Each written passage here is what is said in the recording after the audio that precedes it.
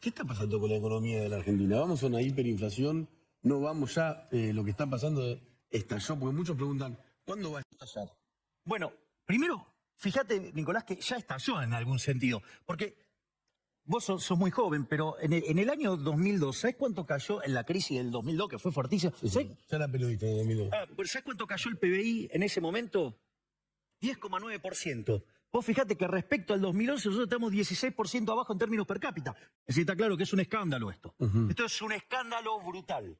Entonces, Eso después del corralito y todo lo que pasó en el crack del 2001. claro, si vos querés esa caída, tuvo 10,9%. Lo corregís por cápita, te da casi 12. ¡Listo! Estamos 16 abajo. O sea, esto es un desastre. Lo que pasa es que es como una suerte de crisis en cámara lenta. Primer punto. Entonces, en términos de actividad, estamos muy mal. Y eso se refleja en salarios reales muy bajos, en muchos pobres, en muchos indigentes. Ahora vamos en materia de inflación, porque esta es la pregunta que vos me hiciste y esta es la que creo que puedo dar en términos de crecimiento y en términos de inflación las mejores respuestas que hay en el manual. Fíjate esto. Durante el primer periodo del régimen K, la inflación promedio fue 8%, casi 10%. En el segundo periodo del régimen K, ¿sí?, el primer gobierno de Cristina, 22%. Había INDEC intervenido, ¿no? Sí, pero digo, esta es la real, digo, la de verdad. El tercer periodo del régimen K, casi 30, porque fue 28%. O sea, Macri, 41, o sea, 40. Fíjate que son como asaltos de a 10. Fíjate esta situación. Hoy, con el último dato observado, la inflación de los últimos 12 meses, 60%. Cuando vos tomás lo que ocurrió en los primeros 5 meses y lo analizás, venís al 85. Cuando vos tomás los datos punta, venís al orden del 100%. Si tomás alimentos, venís en torno al 120 y el 130. Y si corregís por brecha, estás en orden del 350%. ¿Cómo es corregir por brecha? Bueno, porque vos tenés un tipo de cambio oficial y vos tenés un tipo de cambio paralelo. Esa brecha hoy, por ejemplo, es del 135%. Parado hoy. Entonces, ¿qué quiere decir? Como todos los precios de los alimentos están vinculados a la parte transable de la economía, lo que se exporta y lo que se importa, ¿qué es lo que pasa? Cuando vos corrijas la brecha, el precio de los alimentos va a volar. ¿Y eso qué te va a generar? Te va a generar una explosión de indigentes y una explosión de pobres. ¿Qué quiere decir esto? Que esto está muy, muy complicado. Punto uno, para ver cómo viene acelerando la inflación y la inflación reprimida que tenés ahí. Ahora, ¿a qué periodo de la historia se parece esto? En realidad, en términos de desequilibrio fiscal, monetario, externo, de actividad, de empleo, se parece mucho al Rodrigazo, a la previa al Rodrigazo. De hecho, en términos monetarios, el desequilibrio es el doble hoy, el doble. En el Rodrigazo era 5-1, hoy es... Bataki justo dijo que un ministro... Sí, bueno, por eso... Era Belgerber, ¿no? Sí, exactamente. Y hoy ese El desequilibrio... anterior a Celestino Rodríguez. Claro, es 11-1. Bueno, pero el responsable del Rodrigazo, Celestino Rodríguez, es una víctima. El culpable de esa atrocidad fue José Belgelbar, que aplicaba un mecanismo de control de precios absolutamente represivo, era sanguinario, estaba toda la economía regulada, reprimida, hacían déficit fiscal, lo financiaban con emisión monetaria y controlaban las cuentas externas. Y un día, ¿qué pasó? Se quedaron sin reservas. Huyó como una rata. Acaba de casi describir el mismo sistema económico de la actualidad. Bien, exacto. Por eso digo que es un equivalente. ¿Y qué es lo que pasó? Vino Celestino Rodrigo, abrió la olla y, bueno, voló todo por los aires. ¿Por qué es importante esto? Porque vos tenés que hoy... A ver, la inflación en ese momento del 30 saltó el 180%, es decir, se multiplicó por 6, al margen de que después, durante la dictadura, trepó el 400. Pero en el gobierno de María Estela Martínez de Perón, la inflación pasó de 30 a 180. Y el número de pobres, este es el dato importante, 5 a 25. Registremos bien este dato. Porque ¿cuál es el problema hoy, Nico? Que estamos partiendo de 85% de inflación. Si se multiplica por 6 te da 510%. ¿Y por qué por 6? Digo, por el desequilibrio monetario que tenés. En realidad hoy es mucho más alto. Digo, con lo cual ese número de 510 es como... De ahí podemos ir a cualquier lado, por decirlo de alguna manera. Estás pronosticando que va a haber 510% de inflación. Que efectivamente puede pasar. Y luego... Pensá que cuando empezamos con esta discusión, ¿qué me decían? El loquito que habla de la inflación. Ahora hablan todos de hiper. Ahora se dieron cuenta todos. Es decir, la verdad que mis colegas son bastante pobres en términos monetarios. Ahora, sacando 2 o 3. Y fíjate esto, porque esto es interesante. El problema es que la pobreza se multiplicó por 5. Ahora, ¿cuál es el problema? Que hoy tenemos 50% de pobres. Vos no podés multiplicar por 5. ¿Cómo crees que, si no podés multiplicar por 5, cómo se termina arreglando? Con un caos social. ¿Me comprendés que están gestando las bases de un caos social? ¿Y se puede frenar? Yo entiendo, usted dice, va a haber una devaluación, o tendría que haberla, por la lógica. Pero en realidad no es que... A ver, lo que... Mira, esto es muy interesante. Yo subí días atrás un video donde el dólar sube como un cohete. Sí. Era divertido, pero técnicamente es distinto. Es distinto, porque en realidad lo que está pasando es como que el peso se hundiera en la tierra. ¿Y qué hay en el centro de la tierra? Fuego. Fuego, se va a prender fuego. ¿Dónde que estás viendo que se prende fuego? Parecía un chiste el hombre que vende choripanes poniéndolo a $2.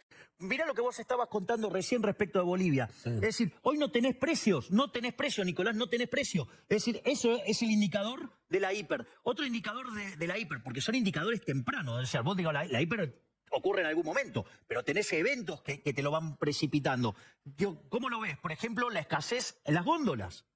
Entonces, ¿cómo la gente trata de desprenderse del peso de cualquier manera? Entonces, eso quiere decir que vos estás repudiando el dinero. Para que te des una idea, cuando fue la hiperinflación de Alfonsín, la demanda de dinero cayó a 0,2% del PBI. Si eso pasara hoy, ¿Qué es la demanda de dinero? la cantidad de dinero que nosotros mantenemos para hacer transacciones. ¿Sabes que si ese número pasara eso en este momento ahora, los precios se multiplicarían por más de 50 veces? Es más de 5.000% de inflación. Nunca se vivió. Sí, con Alfonsín. Con Alfonsín. Motivo por el cual terminó huyendo de su gobierno. Sí. ¿Y Bataki no lo puede frenar? No empezó... No. Si vos te fijás, Nicolás, yo antes de la... Primero, yo estaba en esta casa, estaba con Diego Sheikman, cuando me enteré que Batakis era ministra, y dije que era una persona incompetente, no apta para el cargo y que era tirarle más nafta al fuego. Después cuando dijo que el mejor ministro de Economía de la historia es José Belgelbar, bueno, digo, ahí hizo cartón lleno.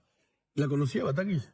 La tenía traqueada de leerla y escucharla porque ella iba a ser la ministra de Economía de Scioli. Fue la ministra de Economía esa. Pero si era, sí. claro, por si era presidente, que pierde contra Macri en el balotaje.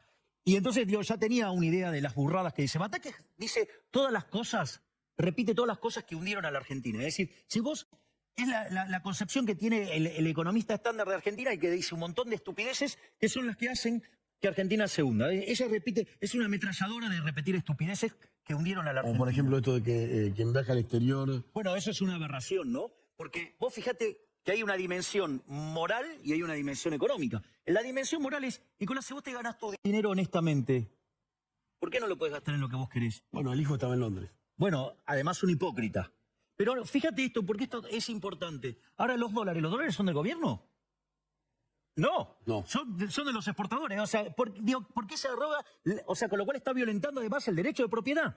No solo eso. Después esto tiene consecuencias en el funcionamiento del sistema económico. La pregunta es, ¿a título de qué, Batakis o, quien sea adentro de la estructura económica, de los que piensan la política económica, quién se quiere que es para determinar a quién le da un dólar o no?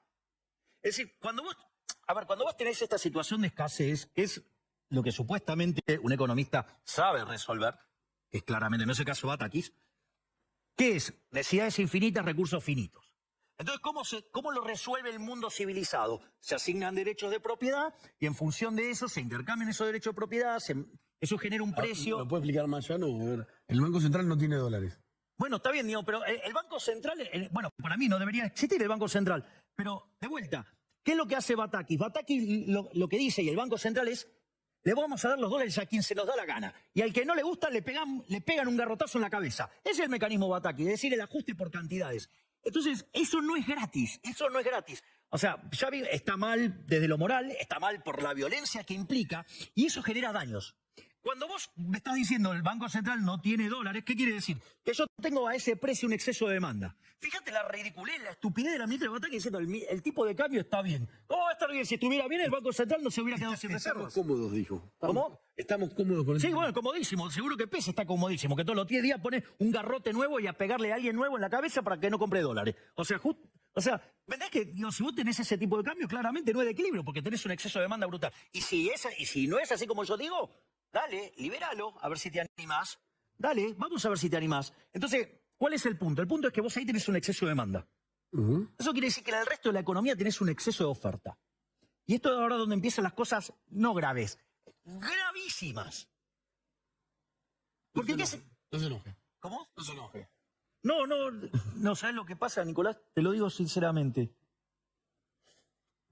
Veo las consecuencias que esto tiene sobre las personas y es imposible no enervarse. Porque, ¿sabes qué? Esto lo avisamos. ¿Entendés? Si tenías imbéciles como Álvarez aquí, decía, ¡ja, ja! Los que decían que emitir no causa inflación. Y te decía, ¿ves? Estamos emitiendo a lo loco y la inflación baja. Lo dijo, está en una nota de Pravda 12. Página 12. Manuel Álvarez aquí, que fue viceministro de Kicillof. Otro burro. Hoy tiene una consultora. Otro burro. Y no quiso aceptar el cargo de Batalla. Imagínate cómo estamos. Entonces, ¿Usted lo hubiese aceptado? No. Y ahora y después puedo contestar eso, pero Dale. quiero contestar lo otro porque esto es de una gravedad enorme. Cuando vos tenés un exceso de oferta en el mercado de bonos, el precio de los bonos que hace se cae. Para que te des una idea, Rusia, en el peor momento del default, los bonos cotizaban 37%. Sri Lanka acaba de defaultear, cotizan el 50%. Sí. Lo de Argentina menos del 20%. Sí. El riesgo país en Argentina en promedio es 2.700 puntos básicos. O sea, tenemos más riesgo que Sri Lanka, que acaba de defaultear. Tenemos más riesgo de Sri Lanka, Ucrania. donde hubo un levantamiento civil y se renunció. Bueno, nosotros tenemos más riesgo. A ver, Ucrania tiene 130.000 soldados rusos ahí. Y tiene menos riesgo que nosotros. Además, el bono corto, que es el que está más próximo al vencimiento, que es lo que te permite ver mejor el default, el riesgo país es 5.500 ahí. Si vos querés comprarte un seguro contra un default, ese instrumento se llama Credit Default Swap. Eso es más de 10.000, ya no opera. ¿Me comprendés lo que te estoy diciendo? Son números disparatados. ¿Cuál es la consecuencia de eso? La consecuencia de eso es que se te derrumba la inversión. El ahorro se te fuga. Al caerte la inversión, no se te generan puestos de trabajo, te cae el salario real, tenés más pobres, más indigentes, se te deteriora la actividad económica, porque lo que están mirando es el rebote, pero el nivel de actividad no es distinto del que teníamos en el 2011. Ahora, ¿cómo se soluciona todo este cóctel de diferentes variables, todas? Bueno, yo, Según usted va de hecho, si te fijas, Nicolás, yo hice claramente hice dos propuestas muy claras en términos generales. Una que es para volver a crecer, que es el programa económico que presenté en Córdoba, cuando viajé a Córdoba, que hablé de las 3 reformas, las 3 familias de reformas. Las de primera generación incluye la reforma del Estado para bajar el gasto público, para bajar impuestos, reformar el mercado laboral hacia adelante, abrir la economía y en paralelo la reforma monetaria y financiera para terminar definitivamente con la inflación en Argentina, que es definitivamente eliminar el Banco Central. Y eso se puede, lo hablamos muchas veces. ¿Cómo se instrumenta? Mire, eso tiene 4 etapas. Porque el único motivo verdadero por el cual existe un Banco Central, y eso también de vuelta a mis colegas que están un poquito flojito de lectura y un poquito flojo de historia monetaria. Está enojado con él. Y porque dicen cada cosa que verdaderamente... Mire, porque, a ver, hay tontuelos que decían, no se puede dolarizar porque el Banco Central está quebrado, y al mismo tiempo decían que no había riesgo de hiperinflación. Bueno, eso es una estupidez, es una contradicción en los términos. Le voy a explicar por qué. El último día de tu vida, ¿vos te llevarías pesos al traje madera? Sí, total. No te llevas porque, digo, ¿qué compran del otro lado? Nada, no compran nada. Sí. O sea, no te llevas nada. O sea, el último día de tu vida, la cantidad de dinero que te llevas es cero, no te llevas nada. De hecho, eso es, en términos técnicos es que los saldos reales sean cero, es decir, la cantidad de dinero dividido el nivel de precios sea cero. Ahora, la cantidad de dinero es un pasivo para el Banco Central. Si el Banco Central no lo puede rescatar porque está quebrado, como dicen algunos, ¿cuál es el problema? Que la cantidad de dinero es un número, es un dato. O sea, porque no lo puedes rescatar porque estás quebrado. Entonces, si vos estás quebrado y no lo puedes rescatar, ¿cómo haces que la cantidad de dinero dividido el nivel de precios tiende a cero? Los precios tienen que tener infinito. Gol, anda a buscarla al ángulo. Todo lo que dijeron que no había chance de hiperinflación diciendo que el Banco Central estaba quebrado, la tienen que ir a buscar adentro, saquen de la mitad. Está como revanchista. No estoy revanchista, digo, me estoy divirtiendo. Porque... Hay un drama social, ¿no? En el medio. No, digo, me estoy divirtiendo con las payasadas que hacen mis colegas. Porque, digo, o sea, antes yo era el loquito que decía que había riesgo de hiper. Ahora todos ven riesgo de hiper. Ahora la ven ahora. ¿Qué piola? Es como, ¿me entendés? O sea, está la pelota pasando la línea de gol y decir, viene el gol. Y el tipo que te dijo que se venía el gol, digo, o sea, le dijiste de todo. Porque ¿sabes cuál es el problema con esto, Nicolás? Que la política monetaria tiene rezagos. Los rezagos de la política monetaria oscilan entre 18 meses, 24 meses. Entonces, ¿qué pasa? Cuando vos estás acostumbrado a mirar esto, lo ves venir y entonces lo anticipás.